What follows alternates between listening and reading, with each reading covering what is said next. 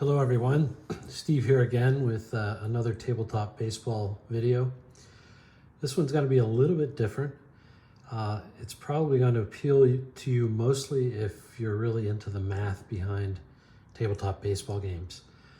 I'll try to make it as efficient as possible. So with that, let's get started. So back in September of 2022, I posted a video, one of my first tabletop baseball videos, about a game that I had created when I was in high school, which was more than 40 years ago now. And it was a game that I wrote down the rules on a piece of tablet paper, and it used just 2 plain dice, no player cards, and essentially every batter was the same, although I had some pitcher hitting rules. And you rolled these dice and you could memorize the rules pretty quickly. And it was a ball and strike based game. So there was a lot of dice rolling that was going on to get to a result. A bit unlike what you do with a lot of games like Stratomatic or APA or Status Pro or Sports Illustrated, where you roll the dice once, maybe twice, and you're pretty likely to have a result in hand. A typical plate appearance has almost 4 pitches per plate appearance.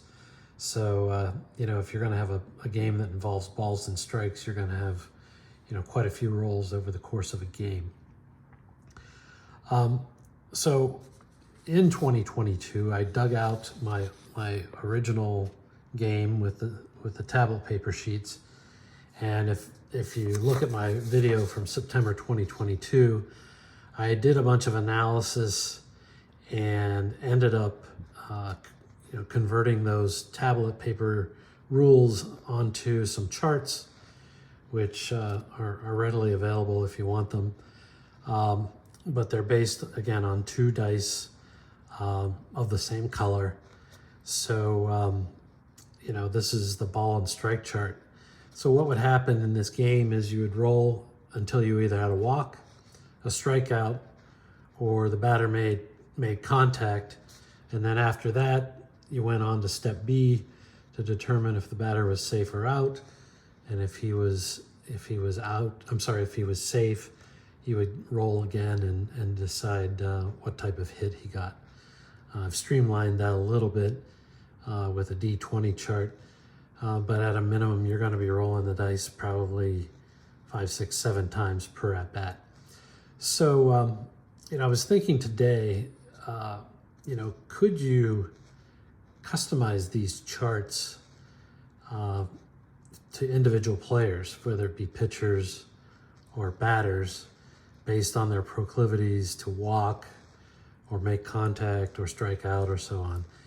And I think the short answer is probably yes, although it would be easier or more accurate if you could, if you had a game where you had 2 different color dice and you read say the one color first all the time and the second color next. Either way, 2d6 dice always give you 36 results, and that's what's really demonstrated by this matrix here. So the first thing I did this afternoon on this project was to go ahead and analyze the original chart that I just showed you. And on that chart, there's 13 balls, 9 strikes, 6 foul balls, and 8 where the batter makes contact. And so there's your 36 outcomes. And so, when I redesigned this chart, I had done some research and made some tweaks to the original rules that were on the tablet paper. And, I had fewer contact rolls, and then I split the foul balls and the swinging or called strikes out separately, which I think kind of helped the game a little bit. And but I'm not sure, I don't really recall if I ever determine what kind of percentage outcomes you get from this chart. How realistic is it? I think it's pretty realistic. But so today I built a spreadsheet and ran a simulation, which I'll try to show you here in a bit. And then from that simulation, I calculated some percentages, which I'm going to show you. Now, in order to make these percentages apples to apples with the basics of this game, you know, this game has no, it has no hit batsman, for example. And in all my games, I take out intentional walks. And also for this analysis, I had to deduct sacrifice hits, which are kind of outside the normal ball strike equation. And so I needed to get a common denominator, so to speak, for this analysis. So that's this adjusted plate appearances you see in front of you. So maybe I'll slide my computer over here. We'll get back to this in a minute. But if you can see this, my computer, what I did here is over on the left here, I basically created a simulation using a random number generator. And for every pitch, you know, it was going to be one of four outcomes. It's either going to be a strike, a foul, a ball, or contact. And then what I did in the next few columns is I put formulas in here to determine, you know, again, was it a ball? Was it a strike?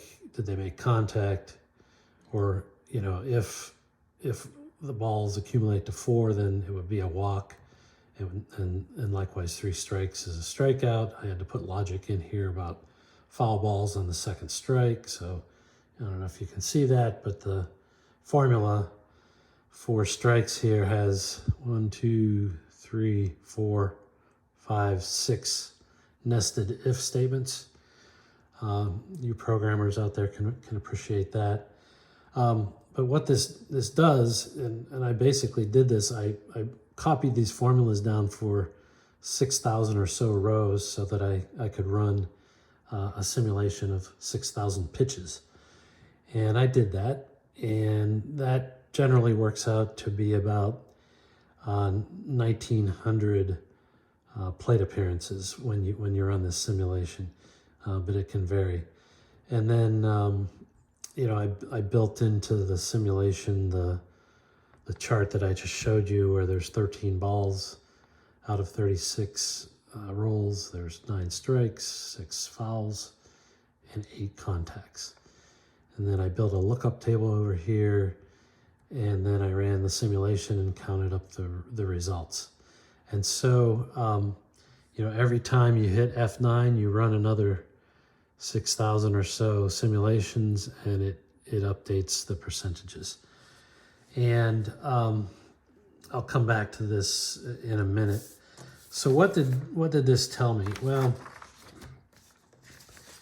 what it told me is that in the original chart, on a percentage of adjusted plate appearances, 8.6% of the plate appearances created walks. And 17.2% of the plate appearances created strikeouts. And so then the other 73.5% or so, there's a little rounding here probably. But yeah, there's more than a little rounding. Maybe I just copied it wrong.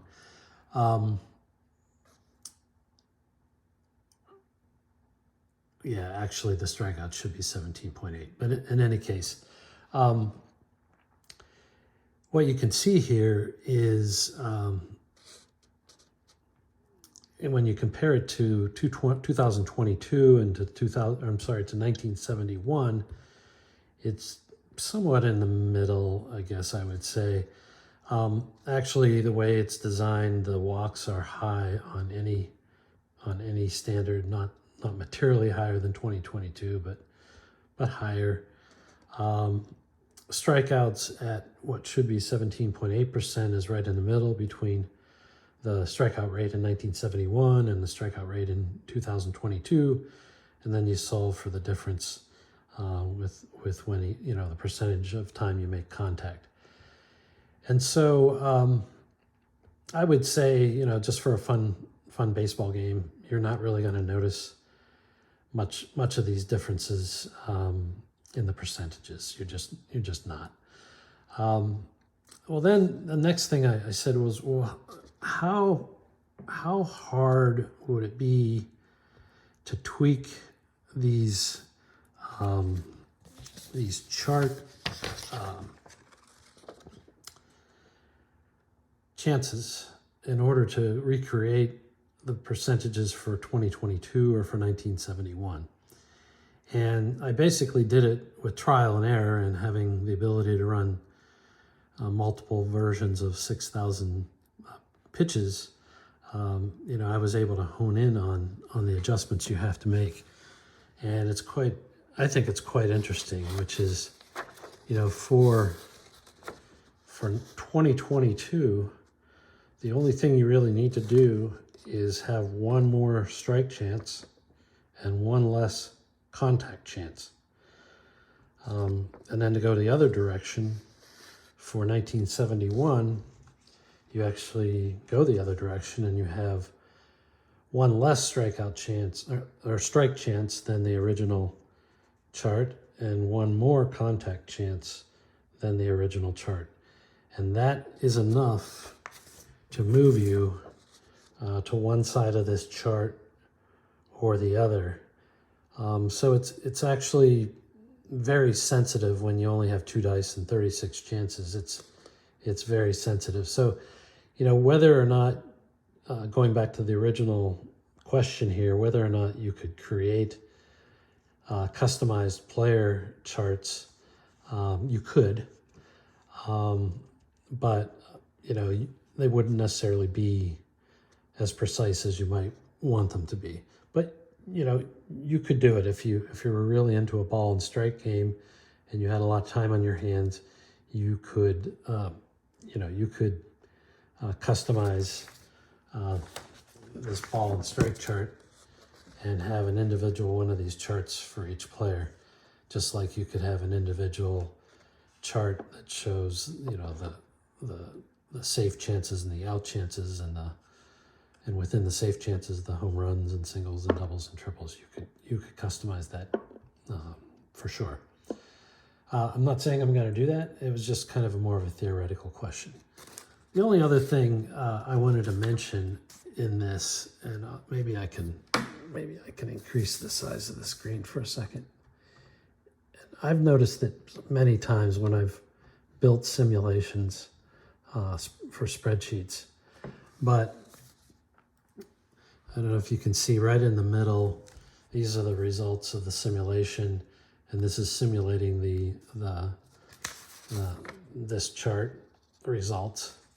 But every time I hit the F9 key, the percentages change.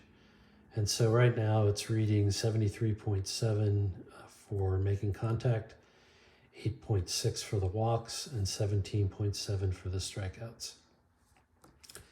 Now, keep in mind, I've got over 6,000 pitches that I'm simulating here. If I hit F9, okay, it changed a little bit, not a lot, partially because I have 6,000, but it's not unusual to run these simulations. And here you go, the strikeouts went from up in the 17% range. What did I say it was? 17.8%. In this particular simulation, it's 16.5%, and I guess the walks are pretty much on, so the difference went to contact. This is just a secondary point. I was going to make a separate video on it, but I think this shows it, is that there can be a lot of statistical variability when you're playing a sim, and I don't know if people respect that. I know they tend to make judgments about whether or not a sim is accurate or not based on some outlier result, and the reality is you can't do that without you can't really know whether a sim is accurate unless you have some ability to run a a simulation that involves thousands, if not tens of thousands of plate appearances. So that was really it. So with that, I'll sign off. I will ask, if you've gotten this far, feel free to comment. That's really what I'm interested in. Liking and subscribing is fine, but I really would love to hear comments. Thanks for listening. Bye.